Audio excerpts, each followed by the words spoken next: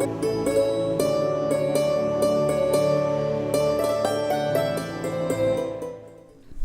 ધન્વંતરી. First તો આ જે આખો ફેઝ છે તે 1 થી 9 મહિનાની પ્રેગ્નન્સી, અર્થાત દરેક ગર્ભિણી માતાએ 1 થી 9 મહિનાની અંદર શું કાળજી લેવી જોઈએ કે જેનાથી બાળક આપણને સ્વસ્થ સુંદર મળી શકે. ખાસ કરીને જે ખૂબ જ મહત્ત્વની વસ્તુ છે તે ફર્સ્ટ ટ્રાઇમેસ્ટર અર્થાત કે ફર્સ્ટ 3 મહિના, ફર્સ્ટ, સેકન્ડ અને થર્ડ મહિનો. હવે પ્રથમ માસની અંદર આપણે જોયું કે માતા પિતા છે તે બાળક રાખવા માટેના પ્રયત્ન કરે છે, ત્યારે માનસિક અને શારીરિક રીતે ખૂબ જ સ્વસ્થ રહી અને માતા પિતા બાળક રાખવાના પ્રયત્ન કરે છે. પ્રથમ માસ, ફર્સ્ટ મંથ, જ્યારે બાળક કેવી રીતે આખું બાળકનું નિર્માણ થાય છે કે જ્યારે પુરુષ બીજ છે તે ગર્ભાશયના મુખ પાસે પડે છે, ત્યાંથી તે પુરુષ બીજ ધીરે ધીરે વહન કરતાં સ્ત્રી બીજ સુધી પહોંચે છે. એ સ્ત્રી બીજ સુધી પહોંચ્યા પછી ત્યાં આગળ 1 કલાકની અંદર જ નાના એવા ગર્ભનું નિર્માણ કરી દે છે. એ ગર્ભ ત્યાંથી ધીરે ધીરે જે બીજ વાહિની છે તેમાંથી આગળ વધતા બીજ અવયવ, બીજ કોષની અંદર આવે છે, જેને ઓવરી કહેવામાં આવે છે. અને ઓવરીની અંદરથી એ બીજ છે તે ધીરે ધીરે ટ્યુબ્સમાં આવે, બીજ વાહિનીમાં આવે છે અને બીજ વાહિનીમાંથી આખો જ ગર્ભ બની અને ગર્ભાશયની અંદરની જે વોલ છે, દિવાલ છે, ત્યાં આગળ આવી અને સ્થાપિત થઈ જાય છે. હવે આ જે છે તે સ્ત્રી બીજ અને પુરુષ બીજ, તે બંનેના નિર્માણ પછી બનેલો ગર્ભ છે. એ ગર્ભ ધીરે ધીરે 1 કોષ, 2 કોષ, 4 કોષ, 8 કોષ, 16 કોષ, 32 કોષ, આ બધા કોષની અંદર તે ડિવિઝન પામે છે. ડિવિઝન પામી અને જ્યારે તે ગર્ભાશયની દિવાલમાં સ્ટિક થાય છે ત્યારે તેને વ્યવસ્થિત પ્રમાણમાં બ્લડ મળવું ખૂબ જ જરૂરી છે. જો ત્યાં આગળ તેને બ્લડ પ્રોપર પ્રમાણમાં મળશે તો જ તેનો વિકાસ સારો થશે. એટલા માટે પ્રેગ્નન્સી રાખવાના પ્રયત્ન કરતા હોય છે ત્યારે પ્રથમ માસ ખૂબ જ મહત્ત્વનો હોય છે. ઘણી વખત ઘણા દર્દીઓની અંદર એવું થતું હોય છે કે 1 મહિનો અને 7 દિવસ થયા અને પ્રેગ્નન્સી પોઝિટિવ પણ આવી જાય છે અને પછી તરત જ બ્લીડિંગ આવી જાય છે. શા માટે? કે કારણ કે ગર્ભાશયની વોલમાં તે ગર્ભ ત્યાં આગળ સ્ટિક થયા પછી ત્યાં તેનો વિકાસ થતો નથી. તો આના માટે ખોરાકનું ખૂબ જ મહત્ત્વ છે. પ્રથમ માસમાં જ્યારે બાળક માટેના પ્રયત્ન કરવામાં આવે છે ત્યારે ગર્ભિણી માતાએ ખૂબ જ ઠંડો ખોરાક લેવાની જરૂરિયાત છે. જેમાં શિંગોડાનો લોટ ખૂબ જ મહત્ત્વનો છે. શિંગોડાના લોટનો શીરો ના બનાવે તો ભાખરી કે રોટલીની અંદર શિંગોડાના લોટનો ઉપયોગ કરી શકાય છે. શક્કરિયા કે જેના અંદર પ્રોજેસ્ટેરોનનું લેવલ ખૂબ જ સારું રહેલું છે. આ ઉપરાંત દૂધ પણ લઈ શકાય છે. દૂધની અંદર ઘી મિક્સ કરીને પણ લઈ શકાય છે. આ ઉપરાંત ચોખાની આઈટમ જેમ કે ખીર છે, દૂધ પૌવા છે, ડ્રાયફ્રૂટ, ફણગાવેલા કઠોળ, ફ્રૂટ્સ, લીલા શાકભાજી, આ પ્રકારનો ખોરાક જો ફર્સ્ટ મંથમાં લેવામાં આવે તો પૂરતા પ્રમાણે, જરૂરિયાત પ્રમાણેનું ન્યુટ્રિશન છે તે ગર્ભને મળી શકે છે અને ગર્ભ છે તે સારી રીતે ત્યાં આગળ સ્ટિક થઈ જાય છે. હવે જ્યારે 1 મહિના ઉપર 5 દિવસ થાય છે ત્યારે ગર્ભિણી માતા પ્રેગ્નન્સી ટેસ્ટ ચેક કરે છે અને તેમાં 2 લાઈન આવે છે. એટલે તે ખૂબ જ ખુશ થાય છે કે ના, મારો પ્રેગ્નન્સી ટેસ્ટ પોઝિટિવ આવ્યો છે. આ પોઝિટિવ આવેલો ટેસ્ટ 1 થી 3 મહિના તેના ખૂબ જ મહત્ત્વના છે. જ્યારે આપણે જમીનની અંદર નાના બીજ નાખીશું અને તેમાં જે કુમળા છોડ ઉગશે તે કુમળા છોડની ખૂબ જ દેખરેખ કરવી જરૂરી છે. તે રીતે 1 થી 3 મહિનાનો ટાઈમ પીરિયડ ખૂબ જ મહત્ત્વનો હોય છે કે ત્યારે માતાએ ખૂબ જ ધ્યાન રાખવાની જરૂર છે. જેમ કે નીચે નમવું નહીં, વજનવાળી વસ્તુ ઉચકવી નહીં. જ્યારે તે સૂઈ અને ઉઠે છે ત્યારે પણ સાઈડ ઉપર પાસું ફરી અને પછી જ ઉઠવું જોઈએ. જો તે સાઈડ પર પાસું ના ફરે અને ડાયરેક્ટ પ્રેશર આવે લોઅર એબ્ડોમિન ઉપર તો પણ બાળકને તકલીફ થઈ શકે છે. ખાસ કરીને બને ત્યાં સુધી પહેલાં 3 મહિનાની અંદર ઇન્ડિયન ટોયલેટનો ઉપયોગ પણ ઓછો કરે. ઉભડક બેસીને જે કામ થતું હોય, જેમ કે કચરા, પોતા, કપડાં, તો બને ત્યાં સુધી આ બધી જ વસ્તુ ઊભા કરી શકે છે. શા માટે? કારણ કે તે સમયની અંદર બાળક છે, ગર્ભાશયની અંદર જે રહેલું છે તેમાં એક સરસ મોટી થેલી જેવું, બેગ જેવું, બલૂન જેવું હોય છે, જેના અંદર ઘણું બધું વોટર હોય છે. તેમાં બાળક છે, બાળકની આજુબાજુની નાભી નાળ છે અને પ્લેસેન્ટા એટલે કે મેલીનો ભાગ છે. આ બધા જ સાથે બાળક અંદર રહેલું છે. તો ધીરે ધીરે આ બધી વસ્તુનો વિકાસ થતો હોય છે. તો તેના માટે અને ખાસ કરીને પ્રથમ જે 3 મહિના છે ત્યારે બાળક લોવર એબ્ડોમિન એટલે કે સાદી ભાષામાં કહીએ તો પેઢુના ભાગમાં રહેલું હોય છે. તેથી જો તે જગ્યાએ દબાણ કે પ્રેશર આવે તો બાળકને તકલીફ થાય છે. ખાસ કરીને બીજો મહિનો જ્યારે ચાલુ થાય છે ત્યારે બાળકના ધબકારા ચાલુ થાય છે. બાળકના ધબકારા જનરલી 6 થી 8 અઠવાડિયા વચ્ચે આવે છે. બાળકનું હૃદય ધીરે ધીરે બનવાનું ચાલુ થાય છે. બીજા મહિનાની અંદર તો ધબકારા આવવા ખૂબ જ જરૂરી છે. તો આ ધબકારા એક વખત સરસ રીતે આવી જાય તો બાળકનો ગ્રોથ ખૂબ જ પ્રોપર છે, તે વસ્તુ સમજવાનું. તેના રિલેટેડ ખોરાકનું પણ કરેલું છે કે આપણે આયોજન સરસ રીતે કરી શકીએ.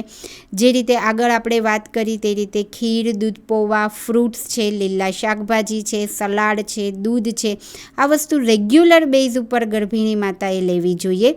આ ઉપરાંત રાત્રે 8 કલાક ઊંઘ ખૂબ જ જરૂરી છે. જેટલી ઊંઘ તેમની પ્રોપર હશે તેટલું લીવર તેનું સારું કામ કરશે અને હિમોગ્લોબિન અને બીજા બધા પોષક તત્વ પણ બાળકને જરૂરી પ્રમાણમાં મળી રહેશે. આ ઉપરાંત જે મહત્ત્વની વસ્તુ છે તે ખાસ કરીને 3rd મંથ, ત્રીજા મહિનાની અંદર, બીજા મહિનામાં બાળક એકદમ જ નાનું હોય છે. 3rd મંથ જ્યારે ચાલુ થાય છે ત્યારે ત્રીજા મહિનામાં બાળકના હાથ, પગ, માથું, જે આયુર્વેદ પ્રમાણે એવું કહેવામાં આવે છે કે પંચપિંડિકા ઉત્પન્ન થાય છે. પંચપિંડિકા એટલે 1 માથું, 2 હાથ, 2 પગ. તો આ 5 વસ્તુ અને તેના સાથે સાથે અંદરના અવયવો બધા ડેવલપ થાય છે. તો અંદરના અવયવો ખૂબ જ સારી રીતે બને, બાળકના બોન બનતા હોય છે અને તેના માટે કેલ્શિયમની માત્રાની પણ એટલી જ જરૂરિયાત છે કે જેના લીધે બાળકના બોન સારા આવી શકે. તેના માટે ખાસ કરીને ત્રીજા મહિનાના ખોરાકની અંદર રાગી, બનાના એટલે કે કેળા, દહીં, દૂધ, છાશ, ચોખાની આઈટમ, કાજુ છે, ડ્રાયફ્રૂટ્સ છે, તો આ બધી જ વસ્તુ એવી છે કે તેમાં ભરપૂર માત્રામાં કેલ્શિયમ રહેલું છે. તો ત્રીજો મહિનો પણ એટલો જ મહત્ત્વનો છે કે એ ત્રીજા મહિનાની અંદર અલગ અલગ અવયવો ઉત્પન્ન થતા હોય છે, ત્યારે પણ કેલ્શિયમની માત્રાની જરૂરિયાત છે. તો જો આ પ્રમાણે કેલ્શિયમ સારા પ્રમાણમાં લેવામાં આવે તો બાળકના અવયવોનો ખૂબ જ સારો વિકાસ થાય છે, બાળકના બોન મજબૂત બને છે, બાળક જ્યારે આવે છે ત્યારે એકદમ સ્ટ્રોંગ બને છે. 1 થી 3 મહિના જેને ફર્સ્ટ ટ્રાઇમિસ્ટર કહેવામાં આવે છે, ગર્ભિણી માતા માટે આમ જોઈએ તો 1 થી 9 મહિના જ મહત્ત્વના છે, પરંતુ 1 થી 3 મહિના વધારે મહત્ત્વના છે. ગર્ભિણી માતા જે કંઈ પ્રેગ્નન્સી દરમિયાન એટલે કે ગર્ભ અવસ્થા દરમિયાન જે કંઈ પણ કરશે, જેમ કે ખાશે, પીશે, હસે, બોલે, રડે, ઇવન ગુસ્સો કરશે, ચિંતા વિચાર વધારે કરશે, બધું જ અનુકરણ તેનું બાળક કરશે. એટલા માટે ખાસ આપણી ઈચ્છા તેવી હોય કે આપણે એક સ્વસ્થ બાળકને જન્મ આપવો છે. તો 1 થી 9 મહિનાની અંદર તમારું વર્તન પણ તેવું હોવું જોઈએ. સાથે સાથે ખાસ આજકાલ મોબાઈલનો ક્રેઝ ખૂબ જ વધતો જાય છે, તો મોબાઈલથી આપણે બને તેટલા દૂર રહીએ. મોબાઈલના જે વાઇબ્રેશન છે તે પણ ડાયરેક્ટ બાળકની અંદર જે બાળકના માઇન્ડનો વિકાસ થતો હોય છે તેના ઉપર પણ સીધી અસર કરતું હોય છે અને તે સાયન્ટિફિક રીતે પણ પ્રૂફ થઈ ગયું છે. તો ગર્ભિણી માતાએ મોબાઈલનો ઉપયોગ ખાસ ના કરવો જોઈએ. આજકાલ એક વસ્તુ ખૂબ જ કોમન જોવા મળે છે કે કંઈક તકલીફ થઈ અને ગૂગલ ને યુટ્યુબ આવી ગયા અને ગૂગલ ને યુટ્યુબ ઉપર સર્ચ કરશે, પરંતુ હંમેશા તે વસ્તુ યાદ રાખો કે ગૂગલ અને યુટ્યુબ ઉપર આપવાવાળા બધા જ ડૉક્ટર નથી હોતા, બધા પાસે બધું નોલેજ નથી હોતું. ઘણા બધા એવા દર્દીઓ આવે છે કે જે ગૂગલ અને યુટ્યુબ ઉપરથી અખતરાઓ કરી અને તેમના બાળક ઉપર ઘણી બધી આડઅસર થયેલી હોય છે. તેથી ખાસ કરીને જે કંઈ ગૂગલ અને યુટ્યુબનો ઉપયોગ કરો છો ત્યારે ઓથેન્ટિક સાઇટ જુઓ તમે કે આ બરાબર છે, આ પ્રોપર છે, આ ડૉક્ટર જ બોલે છે, તેની પાસે નોલેજ પ્રોપર છે, તો તે પ્રમાણે તમે ફોલો કરો. કોઈ લોકો આવીને એમ કહે છે કે સૂકી કાળી દ્રાક્ષ તો પ્રેગ્નન્સીમાં ખાવી જ ના જોઈએ, ઘી તો પ્રેગ્નન્સીમાં ખાવું જ ના જોઈએ, માખણ તો પ્રેગ્નન્સીમાં ખાવું જ ના જોઈએ. તો આ તદ્દન ખોટી વસ્તુ છે. સૂકી કાળી દ્રાક્ષ તો જે બાળકને ઠંડક આપશે, માખણ તો જે બાળકનો હાર્ટનું ડેવલપમેન્ટ કરશે, પાણીની માત્રા વધારે હોવી જોઈએ. તો આ બધી જ વસ્તુ ખૂબ જ મહત્ત્વની છે. તેથી ખાસ કરીને 1 થી 3 મહિના ફર્સ્ટ ટ્રાઇમિસ્ટરમાં સારા વિચારો રાખો, સારી બુક્સનું વાંચન કરો. ખાસ કરીને એક સંકલ્પ કરો, એક વિઝ્યુલાઇઝેશન ચાર્ટ બનાવો 1 થી 3 મહિનાની અંદર, જેના અંદર ખાસ કરીને એક ડ્રોઈંગ પેપર લો. ડ્રોઈંગ પેપર લીધા પછી વચ્ચે તમને જેવું બાળક જોઈએ છે તેનો એક ફોટોગ્રાફ્સ મૂકો. આ ઉપરાંત તમારે બાળકમાં કેવી ક્વોલિટી જોઈએ છે, કેવી ગુણવત્તા જોઈએ છે, તે પ્રમાણે આખો વિઝ્યુલાઇઝેશન ચાર્ટ પ્રિપેર કરો. જેમ કે ફર્સ્ટ આપણે જોઈએ કે આપણને દરેકને ખ્યાલ છે કે સ્વામી વિવેકાનંદ, તો તેનો મેમરી પાવર ખૂબ જ શાર્પ હતો. તે પોતે એક બુક્સ જ્યારે રીડ કરતા હતા ત્યારે એક પેજ રીડ કરે, ફરી એ પેજને ક્યારેય રીડ નહોતા કરતા. શા માટે? કે તેનું કોન્સન્ટ્રેશન લેવલ, તેની એકાગ્રતા એટલી બધી હતી કે તે જ્યારે બુક્સ રીડ કરે ત્યારે આજુબાજુ કોઈ જ વસ્તુનું તેને ખ્યાલ નહોતું. એટલા માટે તેનો મેમરી પાવર ખૂબ જ શાર્પ હતો. તો આપણે વિઝ્યુલાઇઝેશન ચાર્ટની અંદર સ્વામી વિવેકાનંદનો ફોટોગ્રાફ લગાડી શકીએ છીએ. બાજુમાં લખી શકીએ છીએ કે તેમના મેમરી જેવો મેમરી પાવર મારા બાળકનો છે, પ્રેઝન્ટ ટેન્સ. તે રીતે સરદાર વલ્લભભાઈ પટેલ, તો તેની પર્સનાલિટી ખૂબ જ સારી હતી, તેમણે ખૂબ જ સારા કામ કર્યા છે. શિવાની દીદી, તો તેમના પોઝિટિવ થોટ ખૂબ જ સારા છે. તો આ પ્રમાણે તમારા માઇન્ડની અંદર હસબન્ડ વાઈફ બંનેએ સાથે બેસી અને અમુક ક્રાઇટેરિયા નક્કી કરે કે બાળકની અંદર કેવી ક્વોલિટી જોઈએ છે, બાળકમાં શું વસ્તુ જોઈએ છે, આપણે શું ચેન્જ કરવું છે કે જે વસ્તુ બાળકને હેલ્પફુલ થઈ શકે. તો ખાસ કરીને આ બધા જ અલગ ક્રાઇટેરિયા પ્રમાણે વિઝ્યુલાઇઝેશન ચાર્ટ પ્રમાણે એક નોટ તૈયાર કરો.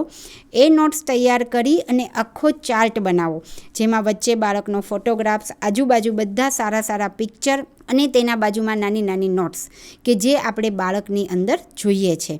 તો આ રીતે આખો જ બનાવેલા ચાર્ટને દરેક માતા પિતાએ તેના બેડરૂમમાં, તેના બેડની સામે સ્ટીક કરી દેવો જોઈએ.